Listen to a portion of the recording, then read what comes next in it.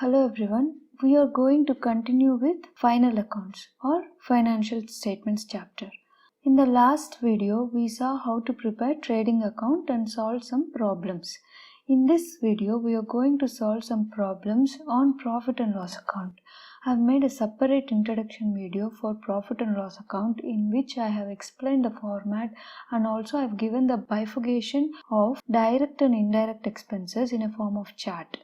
If you are not aware of the format, you can watch the video. I'll leave the link in the description box. Let's see our first problem now. From the following, prepare profit and loss account of Sohan Lal as it would appear in the first year that ended 31st March 2020. Salaries and wages 30,000, commission paid 2,000, postage and courier 1,500, insurance 3,000, interest paid 4,000, carriage outwards 5,000, advertising 10,000, discount allowed 18,000, rent received 17,000, interest on investments 15,000, bad debts 9,000, brokerage paid 950. Before preparing profit and loss account, we just have to recollect our nominal account rule, that is debit all expenses and losses and credit all incomes and gains. Whenever we see any expense or loss, blindly we'll put it on the debit side of the profit and loss account. Similarly, incomes and gains on the credit side of the profit and loss account. The first step while preparing profit and loss account is to transfer the gross profit or gross loss from trading account to profit and loss account. Here in the question, they have given the gross profit percentage, that is 45% on sales. Sales value is 6,50,000. 45% is 2,92,500. This is our gross profit and we will mention it on the credit side of the profit and loss account. If they have given gross loss, then the gross loss amount should be mentioned in the debit side of the profit and loss account. We are done with our first step. Next step is to identify the debit and credit items. First we have salaries and wages. Salaries and wages are expenses, so we need to debit it. Next we have commission paid, which is an expense. We need to debit it. Next is postage and courier. This is also an expense, so we will debit it. Next is insurance, which is also an expense. We debit it. Next is interest paid, which is an expense, so debit. Next is carriage outwards. This is an indirect expense. If you see carriage inwards, then that is a direct expense. We will mention direct expenses in the trading account, not in the profit and loss account. Since carriage outwards is an indirect expense, we will mention this in the debit side of the profit and loss account. Next we have advertising, which is also an expense. So we will mention it on the debit side of profit and loss account. Next is discount allowed, which is an expense. We will debit it. If we have discount received, then it is an income. That time we need to credit it. Then we have rent received. Rent received is an income, so we will credit it. Next is interest on investments. Interest on investments is an income, so we will credit it. Next is bad debts. Bad debts is a loss. We will debit it. Next is brokerage paid. Brokerage paid is an expense, so we will debit it. We have identified all the debit and credit items. Now it is very easy to prepare the profit and loss account. Let's prepare it.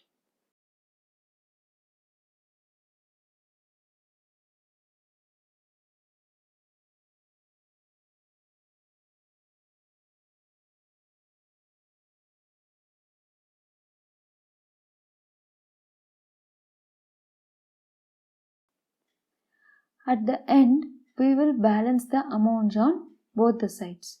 Whichever side has the higher amount, we will mention the amount on both the sides. We have higher amount on the credit side, that is 3,24,500.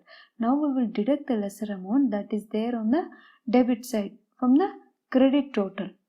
Credit total is 3,24,500 and debit total is 83,450. So 3,24,500 minus 83,450 comes to 2,41,050.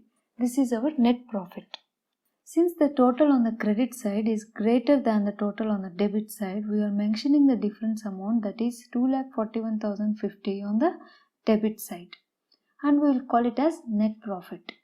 Net profit means incomes and gains are more than expenses and losses. If the total amount on the debit side is greater than the total amount on credit side, then we will mention the difference amount on the credit side and we call it as net loss. Net loss means expenses and losses are more than incomes and gains. In the question, they have also asked us to prepare the journal entries. In profit and loss account, we have 4 journal entries. First journal entry is for gross profit or gross loss. Second one is for expenses and losses. Third one is for incomes and gains. Fourth one is for net profit or net loss. In the question, they have given the gross profit. So we need to pass the journal entry for gross profit. Journal entry is trading account data to profit and loss account. If we have gross loss in the question, then the journal entry will be profit and loss account data to trading account. Always remember, while passing journal entries for profit and loss account, whatever comes on the debit side of the profit and loss account, we need to credit it in the journal. Similarly, whatever comes on the credit side of the profit and loss account, we need to debit it in the journal. Second journal entry is for expenses and losses.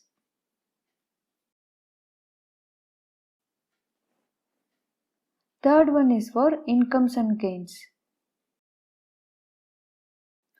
Fourth one is for net profit or net loss. Here we have got net profit. So we are debiting to profit and loss account and crediting it to capital account. Net profit is transferred to capital account. That means we are adding net profit to capital.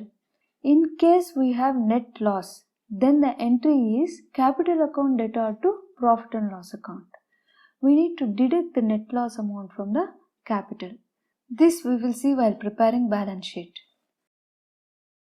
Our next problem is, from the following information, prepare profit and loss account for the year ended 31st March 2020.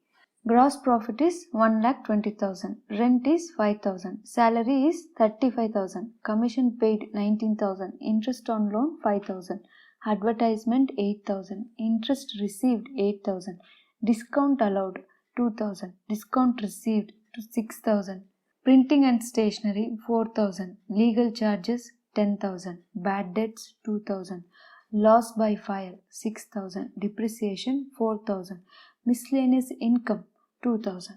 In this problem, they have directly given the gross profit, so we don't have to calculate the gross profit here. First, we will identify the debit and credit items. Gross profit comes on the credit side. Next, we have rent account. In the last problem, it was rent received, which was an income. Here, they have not mentioned whether rent is received or paid. In this case, we need to consider it as rent paid, which is an expense. So, we will debit it. Next, we have salaries, commission paid, interest on loan and advertisement. All these are expenses. So, we need to debit them. Next is interest received, which is an income. We need to credit it. Next is discount allowed, which is an expense. So, we will debit it. Next is discount received, which is an income. So, we will credit it. Next, we have printing and stationery, legal charges, bad debts, loss by fire, depreciation. All these are expenses. So, we will mention it on the debit side. Last one is miscellaneous income. Income should be credited. We are done with identifying the debit and credit items. Let's prepare the profit and loss account.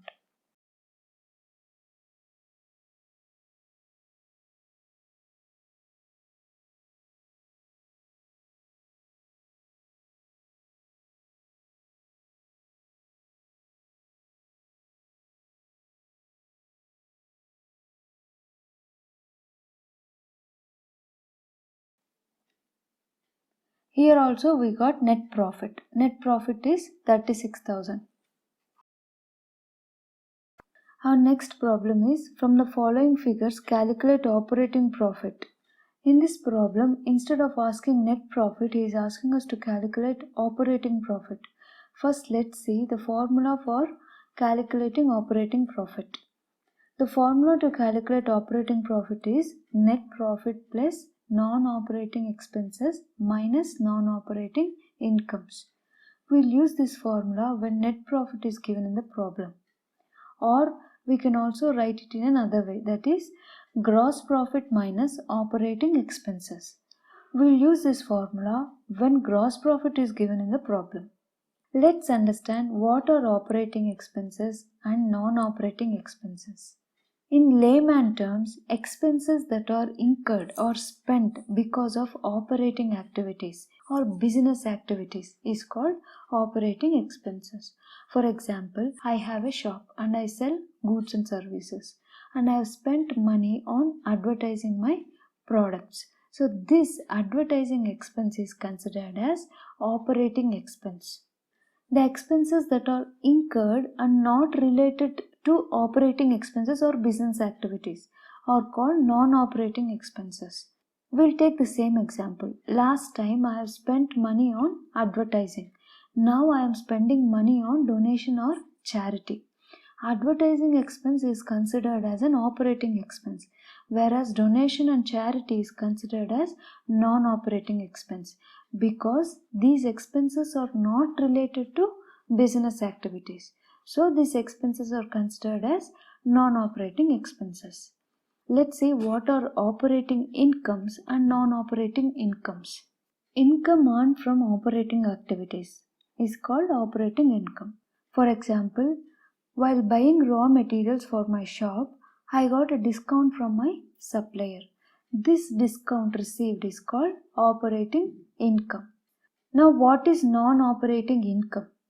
Income that is not earned from operating activities is called non-operating income. For example, I have invested some money in the bank or in some security bonds, and I am getting some interest on my investments. This earning is not from operating activities of my business. This is a separate income. So we are calling this income as non-operating income. For your easy reference, I have made a list of operating expenses, non-operating expenses, operating incomes and non-operating incomes. You can refer this chart. Coming back to the problem, we have gain on sale of machine. This is a non-operating income. Next we have donation. This is a non-operating expense. Next is rent received. This is also non-operating income. Next we have interest on loans. This is non-operating expense. Formula to calculate operating profit is net profit plus non-operating expenses minus non-operating income. Now let's substitute the values in the formula.